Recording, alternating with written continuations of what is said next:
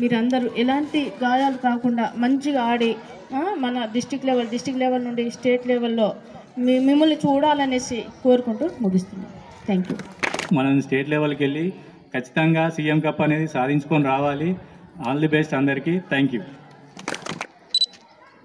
పల్లెల్లో ఉన్నటువంటి ఆనిముత్యాలను వెలుగు తీయాలనేటువంటి ఒక మంచి ముఖ్య సదుద్దేశంతో మన యొక్క రాష్ట్ర ప్రభుత్వం తీసుకున్న నిర్ణయం ఏదైతే ఉన్నదో ఈ యొక్క సీఎం కప్ క్రీడా పోటీలను గత సంవత్సరం కూడా నిర్వహించడం జరిగింది. అది ఆటల పోటీలలో last but not the least ఓడిపోయామని చెప్పి ఎవరు బాధపడాల్సిన అవసరం లేదు. నేటి ఓటమి రేపు గెలుపుకు నాంది అవుతుంది. అయ్యో ఓటమి చెందినాం కదా అని చెప్పి ఎవరు బాధపడాల్సిన పని లేదు. కాబట్టి అందరూ శ్రద్ధగా డిసిప్లిన్గా క్రీడాకారుడికి కావాల్సింది ముఖ్యమైనది ఏంటంటే డిసిప్లిన్ ఇంపార్టెంట్. డిసిప్లిన్గా ఉన్నట్టు అయ్యేది ఉంటే క్రీడలు అవే వస్తాయి. కాబట్టి మనం వాటన్నింటిని దృష్టిలో ఉంచుకొని సక్సెస్ చేసుకోవాలి. మనకు ఈ నిర్వహించిన సీఎం కప్ ఈ పేరులోనే ఉంది. పల్లెల నుంచి ప్రపంచ స్థాయికి ఎదగాలనే ఒక ఆకాంక్షతోటి సీఎం గారు ఇది అంటే గవర్నమెంట్ ఇది ప్రతిష్టాత్మకంగా చేపట్టింది. ఈ అవకాశాన్ని సద్వినియోగం చేసుకోవాలి. కొన్ని సందర్భాలు ఒకసారి మనలో ప్రతిభ ఉన్నా కానీ అవకాశాలు రాక అవి మరుగున పడిపోతాయి. కానీ ఇట్లాంటి క్రీడలు అనేవి మన జీవితంలో భాగంగా ఉండాలి. కాబట్టి ఆ క్రీడల్లో మీరు రాణించాలి.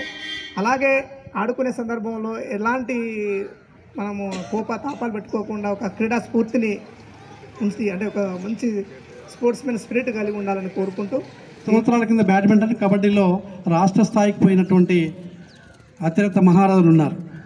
ఈ ఉద్యోగాల కంటే కనీసం ఒక 300 మంది ఇక్కడ ఉద్యోగాలు ఉన్నారు.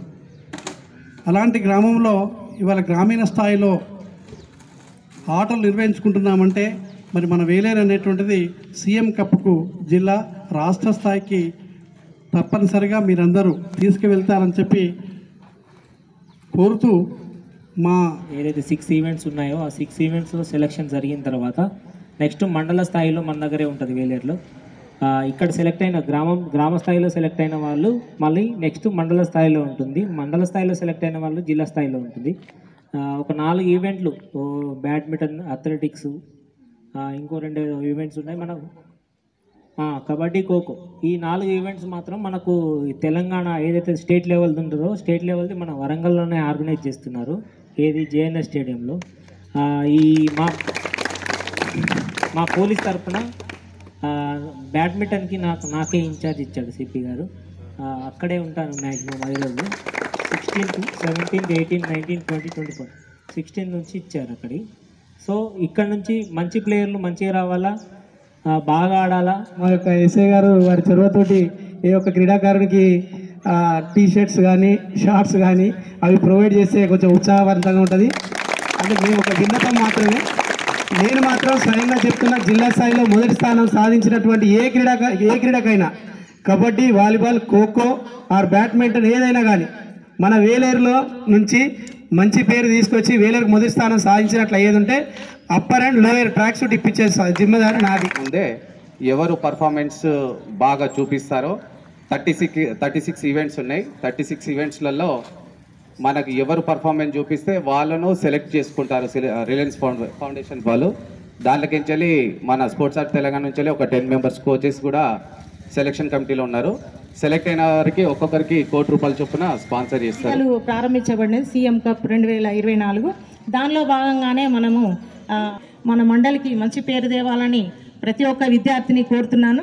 ఇంకోటి ముఖ్యం కాదు, పరువు, మర్యాద, గౌరవం, సిన్సియారిటీ అన్నీ కావాలి. ఎదుటి వ్యక్తిని గౌరవించేటువంటి సంస్కారం కూడా కావాలి. తప్పులను ఎంచడం కాకుండా ఆ తప్పులను కూడా ఎందుకు వస్తున్నాయి అనేది కూడా గమనించి వాళ్ళకు సజెషన్ కూడా ఇచ్చే స్థాయిలో ఉండాలి మనం.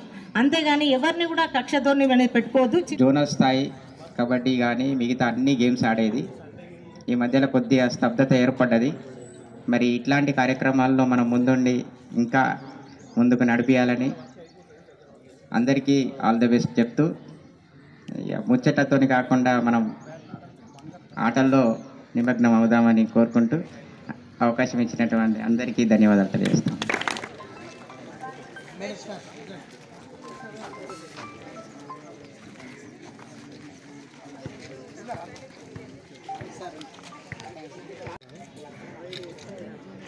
నెక్స్ట్ మీరు రండి.